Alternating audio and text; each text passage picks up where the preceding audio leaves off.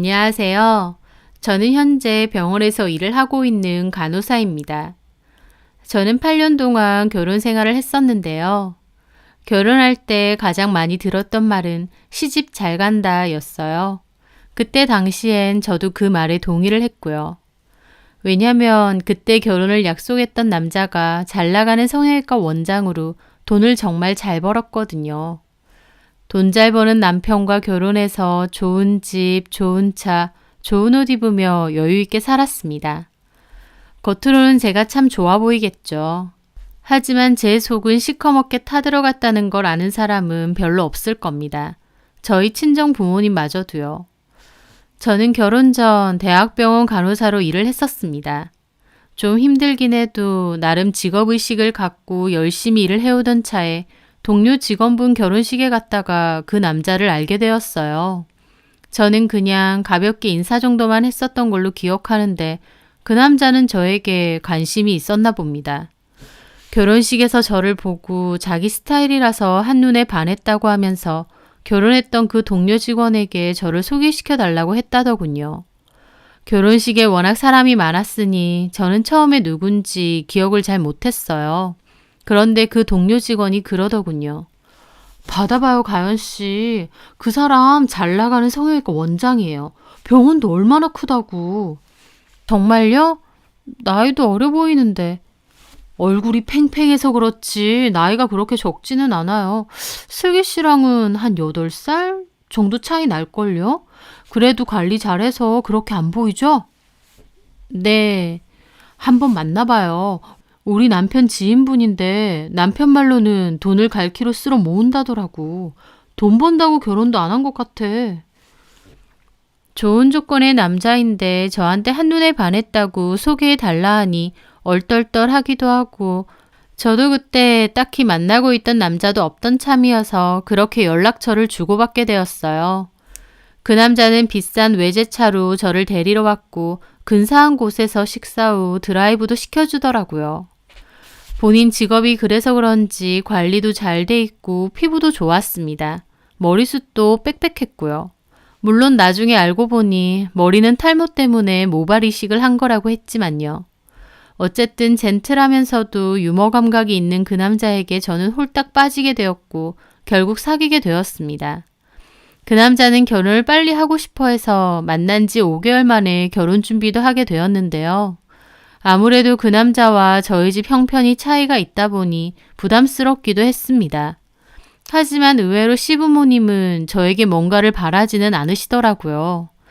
시부모님은 형편이 평범하신데 남편이 돈을 잘 벌어서 시부모님께 용돈을 엄청 드린다고 했고 그래서인지 집안에서 남편의 입김이 제일 세다고 했어요. 그래서 남편이 저와 결혼하고 싶다 하니 시부모님도 저를 잘 받아주신 것 같기도 합니다. 그때 당시 그 남자는 마치 백마탄 왕자 같았어요.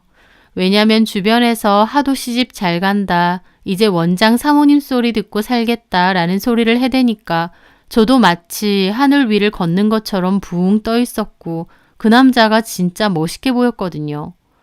저에게 선물도 엄청 잘 사줬는데 다들 구경만 하던 값비싼 것들이었습니다.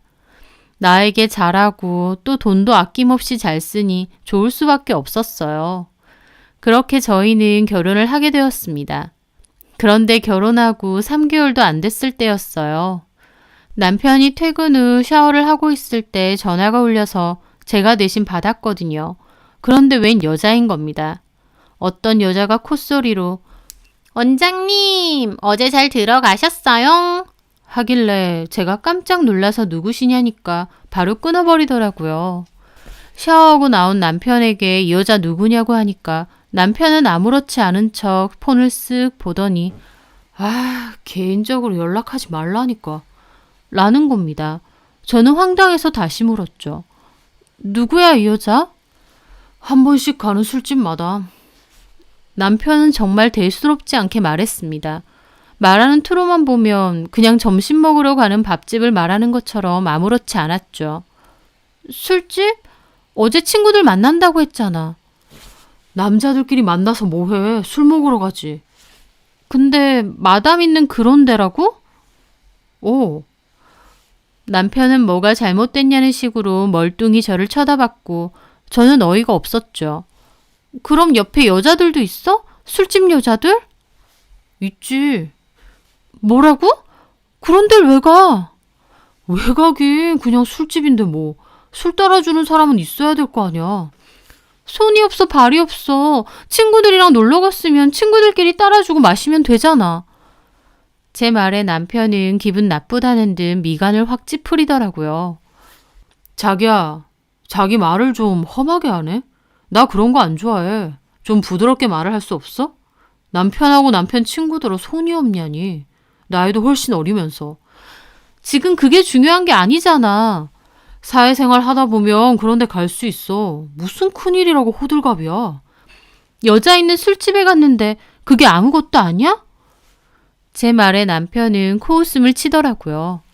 자기야, 자기도 사회생활 안 해본 거 아니면서 왜 그래? 남자들 이런 데 다 가. 의료기기 사원들이 접대해 줄 땐 맨 데리고 가는 데가 이런 술집이고. 진짜 몰라서 그래? 남편은 도리어 제가 이해 안 된다는 듯 쏘아붙이고 나갔습니다. 남편의 너무 뻔뻔하고 당연하다는 태도에 제 말문이 턱 막히더라고요. 그런데 그 일은 시작일 뿐이었습니다. 살아보니 제 남편 완전 유흥 중독이더라고요. 일주일에 3, 4회는 친구들 만나러 간다거나 술자리가 있다고 했는데 갔다 하면 그런 술집을 가는 것 같았습니다. 그것도 엄청 다양하게요. 그런 술집에서 여자들이 가만히 앉아서 술만 따라주겠나요? 그 안에서 온갖 추접스러운 짓은 다 하고 오겠죠. 하지만 남편은 계속 그렇게 살았던 사람이어서 그런지 애초에 뭐가 문제인지도 모르는 것 같았습니다. 제가 화내면 도리어 답답해했죠. 도대체 뭐가 문제인데? 결혼까지 한 사람이 그런 곳에 뻔질나게 다니는 게 이해가 안 돼. 나는 생각 안 해? 유난 좀 떨지 마. 우리 동기 모임에서 결혼 안 한 사람 아무도 없고 내 동기들 그런 곳 간다고 와이프들 중에 뭐라고 하는 사람 아무도 없어. 그럼 그냥 다 가라고 한단 말이야?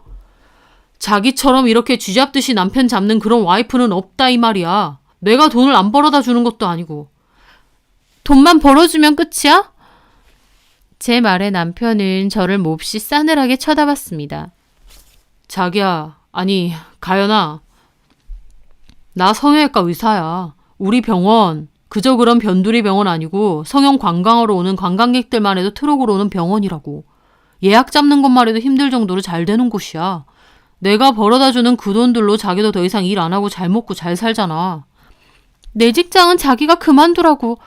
어쨌든 가연이 너도 그만두고 싶으니 얼씨구나 그만둔 거잖아. 솔직히 네가 벌면 뭐 얼마나 번다고. 그냥 내조하고 살림이나 잘 신경 썼으면 해서 그렇게 말한 거고. 내 조건이면 솔직히 열쇠꾸러미 들고 올 잘난 여자들 줄을 서. 근데 내가 왜 자기를 선택했겠어. 연애 때부터 착하고 이해심 많고 배려심 많고 그런 모습이 좋아서 손해라고 할지언정 자기랑 결혼한 거야. 근데 결혼해보니 이게 뭐야. 하루가 멀다 하고 바가지나 긁고. 내가 바가지나 긁히려고 자기하고 결혼한 게 아니잖아. 내가 벌어오는 돈으로 자기는 그전까지 해보지 못한 것들 다 누리고 살지 않아? 그러면 이런 것도 감수해야지. 나이가 마냥 어린 것도 아닌데 내가 다 설명을 해줘야 돼? 남편의 말에 저는 입이 뜨악했습니다. 저를 무슨 철없는 학생이라도 가르치는 듯 또박또박 그것도 한심하다는 표정으로 저 소리를 해대는데 그 순간 알겠더라고요. 저 남자가 왜 저랑 결혼한 건지요. 저 남자는 결혼이라는 게 필요는 했는데 총각 때처럼 노는 것도 필요했던 것 같았어요. 그렇게 놀아도 별 탈 없고 문제 제기도 안 할 만만한 여자를 찾았던 것 같은데 그게 아마 저였던 것 같습니다. 한마디로 남편은 자기가 뭔 짓을 하고 다녀도 기분 나빠하지도 말고 그냥 그러려니 하라 이거였습니다. 무늬만 부부지 이건 부부가 아니었어요. 어느 아내가 남편이 저러고 다니는데도 찍소리도 못하고 가만히 있어야 하나요? 남편의 저 말을 들었을 때 저도 너무 화가 나서 이럴 거면 결혼 왜 했느냐 그만하자 그랬죠. 하지만 저희 부모님께 말씀을 드렸는데 저희 부모님은 제 편이 아니었어요. 남자들 사회생활 하다 보면 다 그런다며 더 별 볼 일 없는 남자들도 그런데 잘만 가는데 진서방 정도면 얼마나 잘난 남자냐면서 그냥 저보고 참고 살라고 했던 거죠. 저는 저희 부모님에게도 너무 실망했습니다. 저희 아빠는 행정복지센터에서 공무원으로 평생 일하셨고 엄마는 전업주부셨는데요. 없이 산 것도 아니지만 그렇다고 풍족하게 산 것도 아니었어요. 그냥 평범한 집안이었죠. 그런데 부모님은 제가 그 남자와 결혼한다고 하니 몹시 기뻐하셨습니다. 돈 잘 벌고 그럴듯한 사위를 두신 게 자랑스러우셨던 거죠. 결혼하고 얼마 안 돼서 아빠 생신이셨는데 남편이 500만 원이 넘는 안마의자를 바로 보내드리더라고요. 역시 통이 다르다며 부모님도 엄청 좋아하셨어요.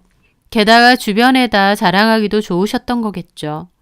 그런데 제가 결혼하고 반년도 안 돼서 갈라서고 싶다느니 어쩌느니 하니 오히려 저희 부모님은 저더러 유난 떨지 말라고 이혼은 절대 안 된다고 하시는 겁니다. 참 외롭더라고요. 그래도 저희 부모님이 제 마음을 조금은 알아주실 줄 알았는데 단호하게 이혼은 안 되고 남들 다 그러고 사니까 참고 살라고 하신다는 게요. 돌아갈 곳이 없다는 게 이런 거구나. 제 처지를 여실히 알게 된 거였죠.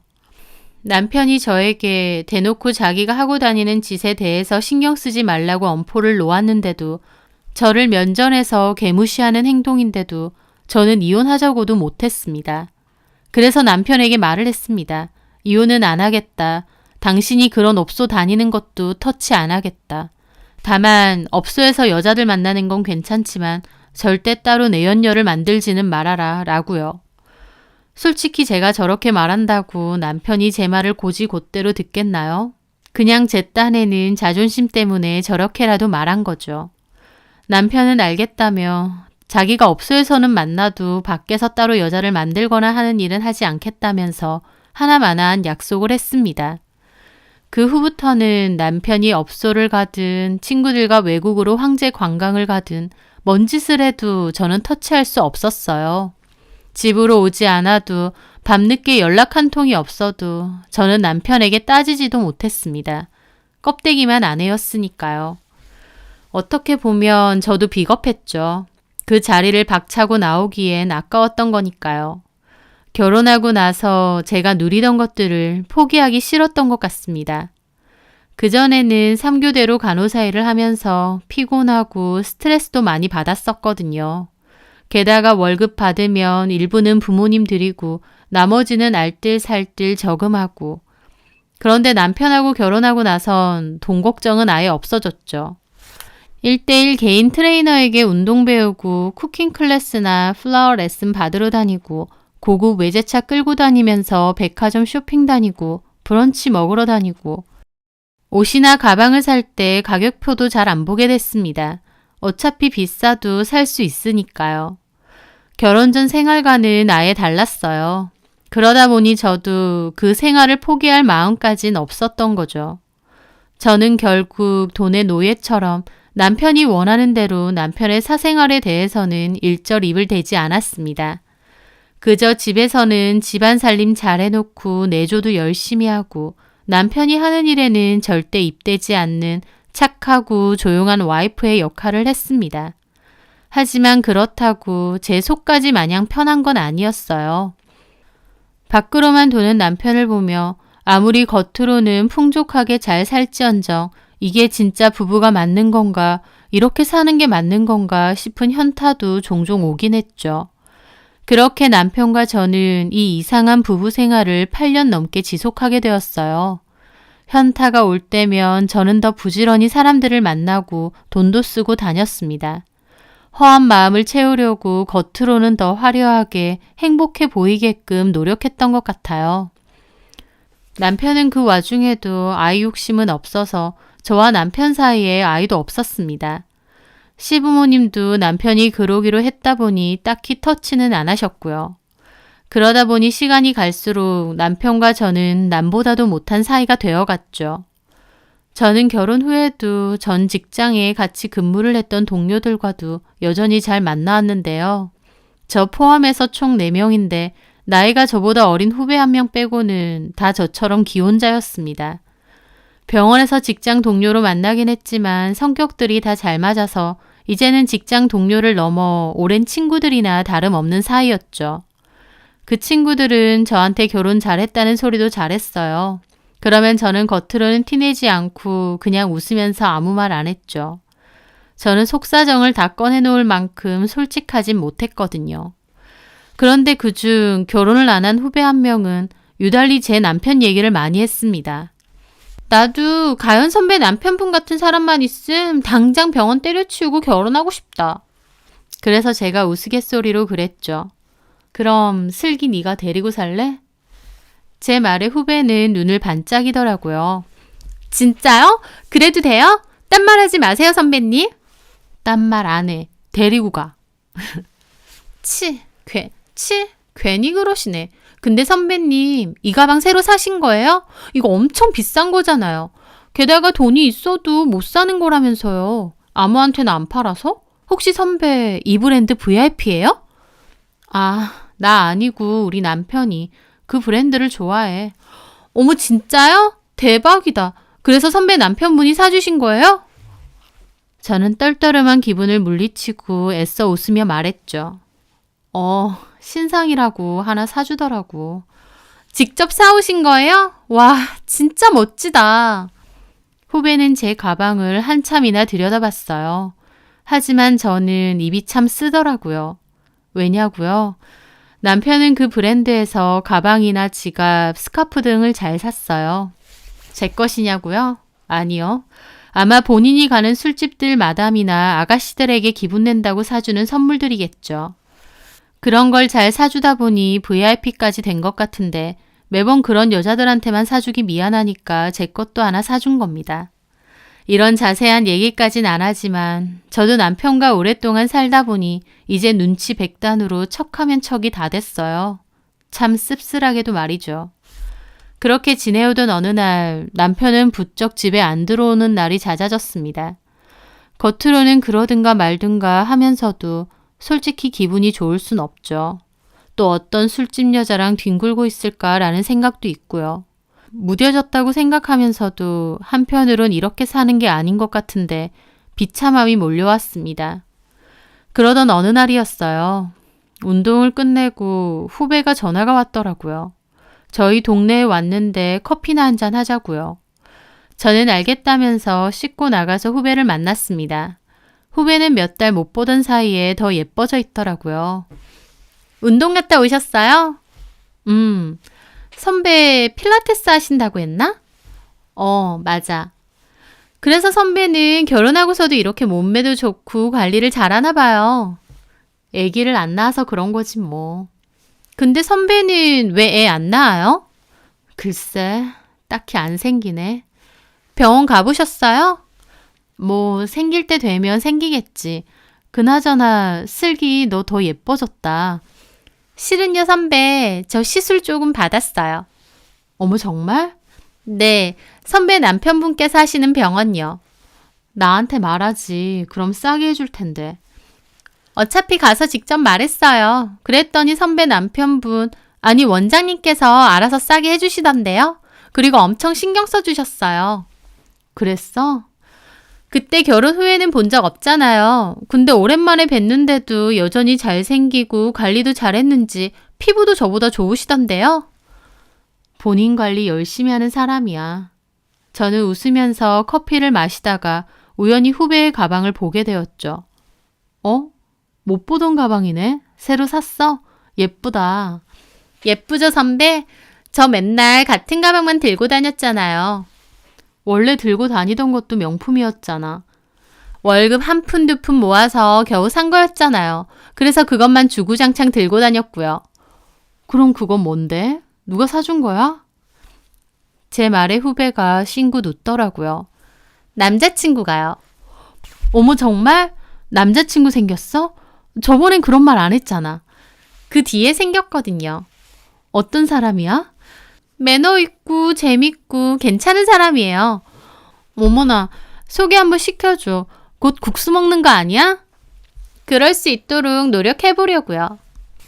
저는 후배에게 남자친구가 생겼구나 싶어서 기뻤습니다. 늘 외롭다며 어디 괜찮은 남자 없냐는 소리를 달고 살았던 친구인데 남자가 생겼다고 하니까요. 게다가 만난 지 얼마 안 됐는데도 저 비싼 가방을 턱턱 사줄 정도면 능력도 뛰어난 것 같았죠. 후배가 진심으로 좋은 사람을 만나길 바랬습니다. 저한테는 동생이나 다름없이 친근한 후배였거든요. 그런데요, 그렇게 생각한 건 저만의 생각이었던 것 같아요. 왜냐하면 그 후 저는 생각지도 못한 진실을 마주해야 했거든요. 시부모님께서 하루는 남편과 저더러 고모님이 입원해 계시는 병원에 좀 들려보라고 하셨어요. 그래서 남편과 저는 같이 차를 타고 고모님이 계시는 병원 근처에 가게 됐는데 남편이 병원 근처에서 길을 좀 헤매게 되었습니다. 그래서 조수석에 있던 제가 급하게 남편 폰에 있는 모바일 내비게이션으로 병원을 찾아보게 되었어요. 그런데 내비게이션 검색창 밑에는 자주 찾는 주소들이 찍혀 있는데요. 그중 하나가 유독 눈에 띄더라고요. 주상복합 오피스텔이었는데 그곳은 제가 아는 곳이었습니다. 바로 친한 후배인 슬기가 사는 곳이었기 때문이죠. 부모님 댁에 살다가 독립을 했다고 했었고 저와 동료들도 집들이 겸 찾아간 적도 있었어요. 제가 공기청정기 선물한다고 그 주소로 택배를 보낸 적도 있었고요. 후배의 주소가 왜 남편의 내비게이션 자주 찾기 목록에 있는 건지 저는 잠깐 멈칫했습니다. 뭐해? 빨리 안 찾고. 저는 일단 검색창에 고모님 병원을 검색해서 남편에게 돌려주었어요. 남편은 폰을 보면서 병원을 찾아갔고요. 겉으론 티 안 냈지만 속으로 말도 못하게 심란했습니다. 후배 집 주소를 왜 남편이? 하고 말이죠. 그날 밤 저는 남편이 잠들길 기다렸다가 일어나서 폰을 몰래 들고 거실로 나왔습니다. 그전에도 남편이 그렇게 유흥생활을 즐기고 다녔음에도 저는 한 번도 남편의 휴대폰을 뒤져본 적이 없었어요. 하지만 이건 좀 다른 문제였죠. 제 후배의 집 주소가 남편 폰에 찍혀 있었으니까요. 그렇게 남편 폰의 카톡이나 문자 등을 뒤져보고 나서 어렵지 않게 찾을 수 있었습니다.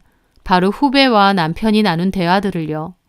제일 상단으로 올려서 두 사람이 처음 나눈 대화를 보았는데 후배가 제 남편 병원에서 시술을 받았다고 했을 때가 처음이었어요. 그때부터 두 사람의 만남이 시작된 것 같았죠. 원장님, 시술 너무 감사해요. 진짜 만족합니다. 너무 예쁘게 잘 됐어요. 본판이 워낙 미인이다 보니. 원장님도 참. 원장님, 혹시 따로 시간 나실 때 제가 커피라도 한 잔 사고 싶은데 괜찮으세요? 시술한 거 너무 마음에 들어서요. 저는 커피는 잘 안 마십니다. 술 팔아서. 어머, 실은 저도 커피보다는 술이에요. 제가 잘 아는 바가 있는데 한번 가보실래요? 분위기 정말 좋거든요. 좋죠. 혹시나 해서 말씀드리는데 가연이 언니한테는 말 안 하셔도 돼요. 제가 말할게요. 그렇게 대화를 시작했고 그 만남 이후 두 사람은 수많은 대화를 나눴습니다. 연인 사이에서 나눌 법한 그런 대화들이요.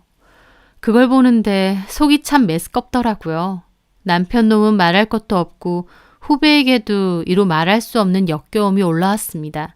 그렇게 모임에서 만나면 저보다 더 제 남편 얘기를 하면서 궁금해하고 저보고 결혼 잘했다고 만날 때마다 그러더니 제 남편 같은 남자 만나고 싶다고 했던 게 진심이었나 봅니다. 기어코 남편 병원까지 찾아가서 만난 걸 보니까요. 참 그 근성을 대단하다고 해야 할지 남편 놈도 똑같죠. 와이프 직장 후배가 왔으면 가격 할인이나 잘해주고 시술이나 잘해줄 것이지 툭 하고 찔러대는 거에 조금의 망설임도 없이 홀랑 넘어가서 바람질을 하는 게요. 그 정도 남자인 줄은 잘 알았지만 다시 한번 절절히 실망했다고나 할까요? 아무리 허울뿐인 약속이라고 해도 따로 내연녀를 만들거나 하지는 않겠다고 해놓고 보란듯이 제 후배랑 이러고 있으니 저는 그 후로도 한참이나 남편 폰을 이리저리 뒤져보았어요. 그날 잠 한숨 못 자고 많은 생각을 했습니다. 내가 누리던 것들, 주변 사람들이 나를 보고 부러워하던 것들 다 좋죠. 너무 좋지만 내 속이 이렇게 텅텅 비어있는데 그런 호울 좋은 것들이 무슨 소용일까 하고 말이죠. 남들도 다 이러고 산다. 더 별 볼 일 없는 남자도 바람피는 남자 많다 라면서 정신승리하고 살았지만 내가 원하는 게 이런 게 맞나 현타가 심하게 왔습니다. 빈 껍데기인데다 나를 대놓고 무시하는 남자랑 사는 인생에서 나한테 남는 게 뭘까라는 생각을 말이죠. 차라리 좀 없이 살아도 혼자 자유롭게 사는 게 훨씬 낫지 않나 싶기도 했고요. 그렇게 수많은 생각을 했던 밤이 지나갔습니다. 저는 앞으로 어떻게 해야 할지 갈팡질팡하고 있었죠. 그런데 그 다음 주가 전 직장 동료들 모임이 있었거든요. 당연히 그 후배도 오기로 돼 있었죠. 그전에는 친구들 만나서 한바탕 수다 떨면 그렇게 기분이 좋을 수가 없었는데 이번에는 정말 복잡한 기분으로 나갔습니다. 그 후배도 저를 보며 손을 흔들더라고요. 그 후배 얼굴을 보는데 속에서 뭔가 불덩이 같은 게 욱하고 올라오는 겁니다. 아무렇지 않은 얼굴로 내 남편 병원까지 가서 꼬여내고 또 저렇게 아무렇지 않은 얼굴로 나를 대하는구나 싶어서요. 저는 떨리는 속을 참으며 자리에 앉았습니다. 그 후배는 아무렇지 않게 평소처럼 얘기를 했어요. 저는 그 후배 눈을 쳐다보기가 힘들어서 그냥 대꾸도 하는 둥 마는 둥 했죠. 그러다가 다른 친구가 그 후배에게 그러더군요. 슬기야, 너 목걸이 너무 예쁘다. 아, 이거요? 제 남친이 선물해줬어요. 예쁘죠? 어머, 진짜? 너 남친 생겼어? 말 안 했구나. 가연 선배는 알아요. 전에 얘기했거든요. 그러면서 저를 보고 웃는데 얼마나 가증스럽던지 헛웃음이 나오더라고요. 야, 너도 곧 결혼하는 거 아니야? 글쎄요. 그렇게 되도록 노력해보려고요. 어쩐지 요새 예뻐졌다 했어. 아, 그건 가연 선배 남편분 하시는 병원 가서 시술 받았거든요. 너무 잘하시던데요? 그러면서 저를 보고 웃는 겁니다. 저는 어이가 없어서 뭐라고 씨부리는지 보자라는 심정으로 그 후배 얼굴을 가만히 봤죠. 그랬더니 그 후배가 아, 가연 선배, 원장님 병원 여기 근처잖아요. 원장님도 부르면 안 돼요? 어차피 이제 퇴근 시간 다 되셨으니까. 그 말에 제가 대답했죠. 우리 남편 퇴근 시간을 슬기 네가 어떻게 알아? 네?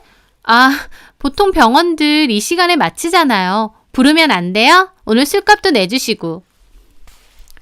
후배의 말에 옆에 다른 친구들도 그랬습니다.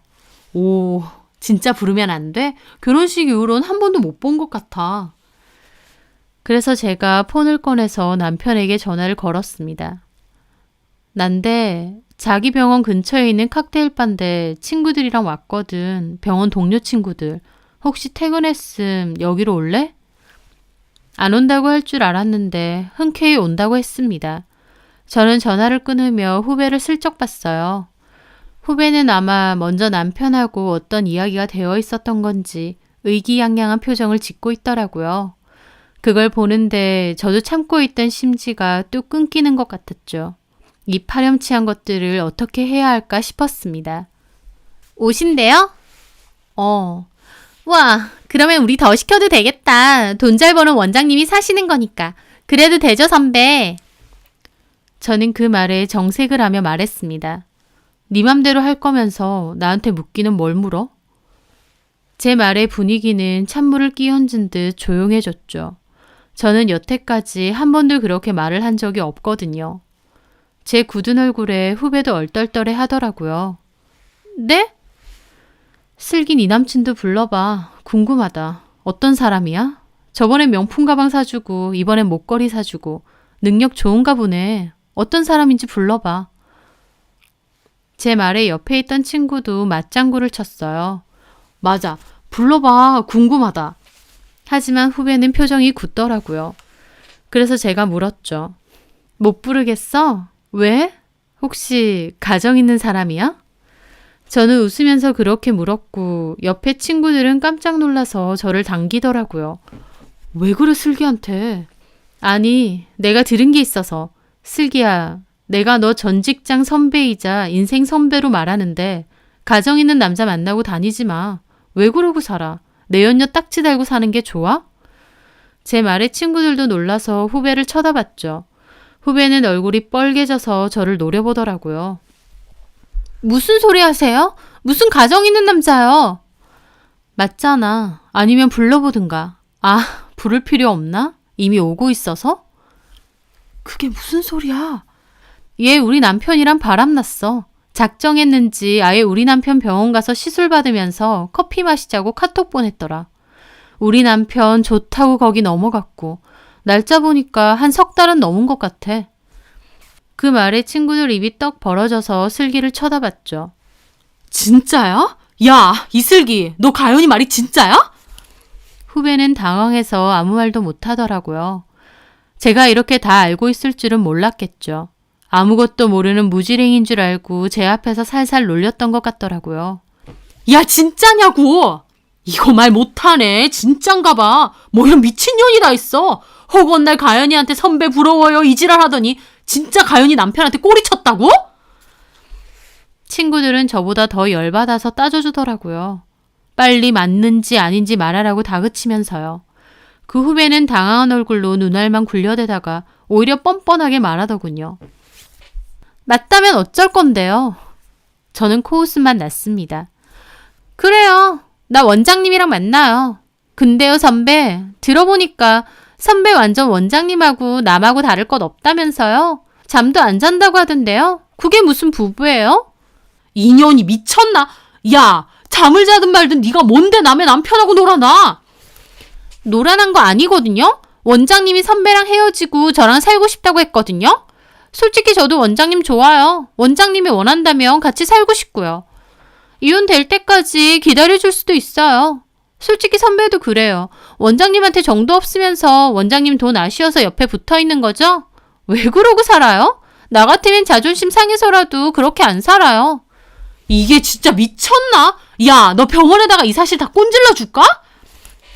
꼰질러요. 살려도 아실 거 없어요. 그러면 나 원장님 병원에 취직할 거예요. 잘 됐죠 뭐. 원장님 매일 보고. 후배는 제 친구들이 합세해서 따지니까 도리어 제 약을 올리더라고요. 막상 본색을 드러내니 정말 저질스러운 인간이었죠. 하지만 저는 담담하게 웃으며 말했습니다. 근데 슬기야, 지금 병원에서 잘려도 원장님 병원은 못 갈 거야. 제 말에 친구들과 후배가 어리둥절한 얼굴로 저를 쳐다보더라고요. 저는 말했죠. 왜냐면 그 병원에는 이미 너보다 오래된 다른 내연녀가 있거든. 그 말에 후배는 눈이 동그래지고 친구들도 이게 무슨 일인가 싶어 서로를 쳐다보더군요. 저는 폰에서 여자 사진을 꺼내 보여주며 차분하게 말했습니다. 상담실장이야. 너 병원 갔을 때도 봤을 것 같은데 네 시술도 이 사람이 상담해줬을 거야. 참 친절하고 싹싹하지? 내 남편하고 2년 정도 된 것 같아. 처음 상담실장으로 와서 나한테 인사했을 때가 그땐데 처음부터 그럴 줄은 몰랐네. 어쩌면 그전부터 알고 지낸 사이인가? 후배는 완전 썩은 얼굴로 저를 쳐다보더라고요. 이 여자랑 또 원장님이 만난다고요? 그것뿐이겠니? 내가 모르는 여자들이 한둘이겠어. 게다가 우리 남편 완전 술집 죽돌이야. 연락하는 마담만 해도 몇 명인데 완전 유흥계의 큰 손이거든. 뭐 너한테도 그렇게 말했나 보네. 나랑 헤어지고 너랑 결혼하고 싶다고. 단골 레퍼토리야. 웬만한 여자들은 내 남편한테 받아먹을 것만 받아먹고 그런 말 안 믿어. 딱 봐도 뻔하잖아. 근데 너는 좀 순진한 구석이 있나 보다.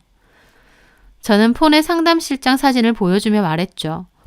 근데 이 여자한테는 좀 진심인 것도 같아. 한 여자를 2년까지 만난 적은 없는 것 같은데 잘 질려하거든.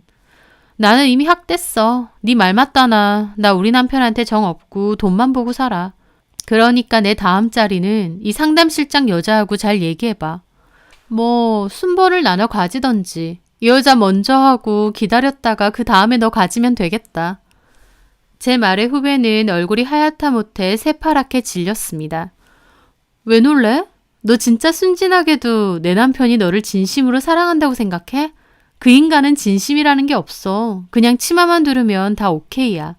네가 대단한 매력을 가지고 남의 남편 뺏었다고 생각하면 그건 착각 중에도 완전 착각. 왜냐면 내 남편은 어떤 여자가 오든지 다 환영하거든. 늘 바람 피울 준비가 되어 있는 쓰레기지. 인간 쓰레기. 제 말에 후배는 손까지 부들부들 떨더라고요. 저는 코웃음 쳤습니다. 사실 그때 후배와 남편의 카톡을 뒤져봤을 때 남편 폰에서 상담실장과 나눈 톡도 보게 되었거든요. 두 사람도 일반적인 관계가 아니더라고요. 후배도 후배인데 저 병원 갈 때마다 생긋생긋 잘 웃던 그 상담실장도 제 남편하고 그렇고 그런 사이라고 하니 저는 또 한 번 더 뒷목 잡았죠. 내가 이것보다 더 받을 배신이 있나 싶을 정도로요. 그래서 저는 두 사람의 대화, 사진 전부 다 제 폰으로 옮겨놨습니다. 언젠가는 쓸 날을 기다리면서요. 제 말이 끝나자마자 남편은 가게 안으로 들어왔어요. 저를 보고는 손을 흔들며 저희 테이블로 다가왔는데 막상 오고 나서는 분위기를 보고는 멈칫하더라고요. 저 그리고 친구 2명도 정말 쓰레기 보듯이 보고 있었고 그 후배는 정말 남편을 씹어 먹기라도 하듯 화가 나서 노려보고 있었거든요. 남편은 움찔하더니 태어난 척 말하더군요. 안녕하세요. 오랜만에 뵙네요. 그러더니 저를 보는 겁니다. 뭐야, 사람 불러놓고 분위기 왜 이래? 그래서 제가 말했습니다. 슬기 얘가 부르자고 했어. 당신이 보고 싶었나 봐. 어? 그 말에 남편은 당황한 얼굴로 후배를 봤는데 후배 걔가 일어나더니 갑자기 남편 싸대기를 있는 힘껏 날리는 겁니다. 남편은 무방비 상태로 있다가 그대로 싸대기를 맞고 바닥에 철푸덕 넘어졌어요. 거기 있던 주변 사람들 다 쳐다봤죠. 남편은 뺨 맞고 놀라서 화를 냈습니다. 뭐 하는 짓입니까? 병원에 그 상담실장 기집애하고 2년 동안 만났다고? 그래놓고 나한테 왜 이혼하고 올 테니 기다리라고 해? 뭐? 네가 기다리면 이혼하고 온다며, 이 개새끼야. 그러면서 후배가 갑자기 남편 머리채를 잡았어요. 저도 후배가 그렇게까지 폭주할 줄은 몰랐습니다. 후배가 남편 머리채를 잡자 남편은 몹시 당황하면서 손대라고 악을 쓰더라고요. 야, 안 놔? 미쳤나 이게 진짜. 못나 이 새끼야. 나라고. 이거 다 이식한 건데. 야! 남편은 한 올 한 올 이식한 머리카락이다 보니 머리카락을 굉장히 아끼는 편이었거든요. 그런데 그걸 슬기가 붙잡았는데 강제로 슬기를 떼어버리면 머리털까지 뽑힐까봐 이러지도 저러지도 못하더라고요. 그러더니 남편은 갑자기 슬기 뒷머리를 콱 잡는 겁니다. 야, 나라고 했어. 네 머리도 다 뽑아줘? 저나 친구들은 그 모습을 어이없게 보고 있었습니다. 두 사람은 가게에서 육탄전이 벌어졌어요. 슬기는 정말 남편 머리털을 다 뽑아놓을 기세로 절대 안 놔줬고 남편 역시 슬기 머리를 당기면서 놓으라고 악을 썼어요. 결국 직원들이 달려와서 두 사람을 겨우 떼어놓고 가게 밖으로 데리고 나갔습니다. 저와 친구들도 가방 챙겨서 복도로 따라 나갔죠. 남편과 슬기는 복도에서 한바탕 싸웠습니다. 아우, 저 미친년이 진짜. 내 머리. 야, 이 새끼야. 너 이혼한다며. 이혼하고 나랑 산다며. 내가 돌았냐? 이혼하고 너 같은 년이랑 살게? 적당히 데리고 놀아주니까 네가 뭐 있는 줄 알아? 아, 진짜 내 머리. 뭐 이 새끼야? 두 사람은 다시 난리가 났고 직원들이 겨우 말렸어요. 남편은 놓으라고 하더니 그대로 계단으로 내려가 버리고 후배에게는 바닥에 주저앉아 펑펑 울었습니다. 친구는 걔에게 가방을 집어던지듯 줬어요. 꼴 좋다 아주. 그리고 저는 친구들과 함께 우는 후배를 놔두고 그곳을 떠났습니다.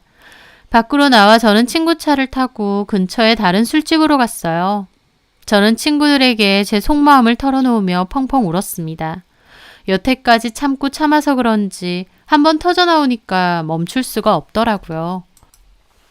친구들은 저에게 어떻게 하고 싶냐고 했어요. 저도 그동안 고민을 참 많이 했습니다. 여태까지 누리던 생활들, 이렇게 이혼하고 나면 다시는 못 누리고 살겠죠. 하지만 그게 다 뭐가 중요할까요? 남들 눈에는 그럴듯해 보일지언정 제 속은 썩어 문드러졌는데요. 저는 나도 사실 고민이 많았다며 근데 이런 더러운 꼴까지 보고 사는 건 아닌 것 같다고 하면서 헤어지는 게 맞는 것 같다고 했죠. 친구들은 어떤 선택을 하든 잘 선택하라고 했습니다. 저는 그날 집으로 돌아가지 않았는데 남편한테 전화가 너무 많이 와서 폰은 꺼버렸어요. 그리고 다음날 생각을 정리하고 밤늦게 들어가니 남편이 기다리고 있더라고요. 남편은 그렇게 사람 많은 데서 개망신 주니까 좋냐고 도리어 따졌습니다. 최소한 제 후배랑 바람을 폈으면 미안하다고 사과하는 게 순서 아닌가요? 그 순간 저는 결심만 하던 이혼을 진짜 해야 될 순간이 왔다 싶었습니다. 저는 남편에게 더 이상은 못 살겠다고 이혼하자고 했습니다. 불륜 증거는 다 있다고 하면서요. 남편은 이혼해봤자 위자료 몇 푼이나 된다고 이혼하자고 하냐면서 저보고 계산 똑바로 하라더군요. 그래서 제가 그랬습니다. 아니, 이제는 계산 안 하고 살려고. 내 딴에는 당신하고 계속 사는 게 이득이라고 생각했어. 돈 잘 버는 당신, 그리고 내가 여태까지 누려왔던 생활들. 솔직히 포기하기 힘들더라. 근데 이런저런 더러운 꼴 보니까 내가 누리는 것들이 다 무엇을 위한 건지 모르겠어. 집불 없어도 마음은 편하게 살면 행복한 거래. 당신 돈 덕에 내가 겉으로는 호의호식하고 살았을지 몰라도 속은 완전히 썩어 문드러졌어. 당신은 결혼해서 내 남편이었던 적이 한 번도 없었어. 끊임없이 다른 여자를 만나고 죄책감도 안 느꼈지. 나한테 미안함은커녕 돈 잘 벌어오니 됐지 않냐며 큰소리쳤고. 돈 좋지. 근데 이제는 나도 그렇게 안 살래. 작은 월급이라도 내 힘으로 벌어서 알아서 살래. 후회할 수도 있겠지. 한 달 뼈 빠지게 일해서 번 월급이 당신이 나한테 주는 용돈보다 못할 때도 있을 거야. 하지만 그래도 이렇게는 안 살고 싶다. 이렇게 살아보니까 마음속에는 허무함밖에 안 남아. 우리는 그만하자. 자기는 자유롭게 여자들 실컷 만나면서 그러고 살아. 저는 그렇게 말하고 방으로 들어갔습니다. 남편은 그 후로도 저에게 이혼하지 말자고 가식뿐인 사과도 몇 번이나 했습니다. 하지만 저는 알고 있었죠. 그게 저를 사랑해서라는 이유는 아니라는 걸요. 그저 사회적 위치 때문에 결혼은 유지하고 싶은데 본인 사생활을 군소리 안 하고 내버려두는 저 같은 여자를 그냥 두고 싶은 것 같았습니다. 그걸 알기에 저는 더 단호하게 그만두기로 했죠. 변호사 사무실을 찾아갔고 저는 세 사람을 상대로 상간소송을 진행하기로 했습니다. 더불어 남편이 협의 이혼을 안 해주면 이혼 소송도 하기로 했어요. 결혼 생활이 8년 정도 되었고 집안일은 제가 전담해서 했기 때문에 재산 분할도 반까진 아니어도 꽤 높은 수준으로 받아낼 수 있을 것 같다고 했습니다. 그렇게 남편에게 이혼에 대한 확고한 의지를 내비치자 남편은 결국 알겠다고 이혼하자고 하더라고요. 다만 자기한테 소송 걸지 말라고 하면서 책정되는 재산 분할과 위자료보다 더 큰 금액의 돈을 주겠다고 합의를 하자고 했어요. 저도 변호사와 상담 끝에 그 편이 나은 것 같아서 그렇게 하기로 했습니다. 그런데 남편은 그 와중에 자기 것과 상담실장 상간소송은 취하해도 그 후배를 상대로 하려고 했던 상간소송은 진행하든지 말든지 알아서 하라더군요. 남편도 그 후배에게 머리 뜯긴 이후로는 완전 질렸다면서요. 참고로 그 상담실장은 일을 너무 잘해서 잘리면 안 되니까 취하해 달라고 했습니다. 참 어이가 없었지만 저도 그쯤 되니 이 인간한테 돈만 제대로 받아내면 된다 싶어서 남편 요구대로 남편과 상담실장 소송은 취하해줬습니다. 대신 지급될 위자료 2배에 달한 돈을 받기로 했고요. 하지만 그 후배에게는 상간소송을 그대로 진행했습니다. 그 후배도 그 사실을 알고 왜 나만 소송하느냐 난리를 쳤대요. 참고로 여전히 그 병원에 다니는 동료 말로는 병원에까지 아름아름 소문이 다 나서 손가락질 하는데도 꿋꿋이 병원에 다닌다고 했습니다. 그리고 저한테 물려진 위자료에 대해서는 후배 역시 전 남편에게 구상권 청구를 했다고 하더군요. 지들이 싸우던지 지지고 볶든지 제할 바는 아닌데 그 두 인간들도 참 그 끝이 지저분한 것 같더라고요. 저는 그렇게 남편에게 재산 분할과 위자료를 받아내고 끝을 냈습니다. 참 허무하기도 하면서도 또 홀가분하기도 하더라고요. 그 돈은 제 남은 삶의 미천이 될 테니 통장에 잘 넣어두고 저는 친구의 소개로 한 병원에 들어가게 되었습니다. 그곳에서 저는 다시 일을 시작했죠. 병원 일은 여전히 힘들고 스트레스 받을 때도 있지만 그래도 보람될 때도 많고 제 스스로 노력해서 번 돈이다 보니 뿌듯할 때도 많습니다. 예전에 그 여유 있고 한가롭던 생활이 아예 생각 안 나진 않죠. 하지만 그때로 돌아가고 싶지는 않아요. 자존심도 다 내팽개치고 얻은 부유함과 여유로움은 저에게 허무함만 주었으니까요. 저는 앞으로도 제일 열심히 하며 제 스스로를 건사하며 그렇게 살려고 합니다. 8년 결혼 생활에서 그래도 넉넉하게 받아낸 위자료와 재산 분할 금액이 있으니 이 정도면 지난날의 마음의 상처도 어느 정도는 보상받았다 생각하고요. 가끔 남편 놈에게 진심은 있었을까 생각도 듭니다. 아마 없을 겁니다. 여자를 다 돈으로만 보는 그런 인간이니까요. 돈도 잘 벌고 원한다면 언제든지 만나줄 여자들이 있으니 잘못한 것도 모르고 저러고 살겠죠. 물론 이제는 저와 남남이라서 어쩌고 살든지 제할 바는 아닙니다. 그냥 그 인간은 계속 그러고 살겠구나 싶은데 참 가슴이 답답하더니 이혼하고 남남이 되니 아무렇지도 않네요. 비로소 늘 마음을 짓눌리던 무언가에서 해방된 기분입니다. 허울 좋은 삶보다는 제 스스로의 마음을 들여다보고 소소해도 제 스스로 뭔가를 성취하고 다독여가며 사는 게 더 좋은 게 아닌가라는 생각이 문득 드네요. 제 사연 들어주셔서 감사합니다.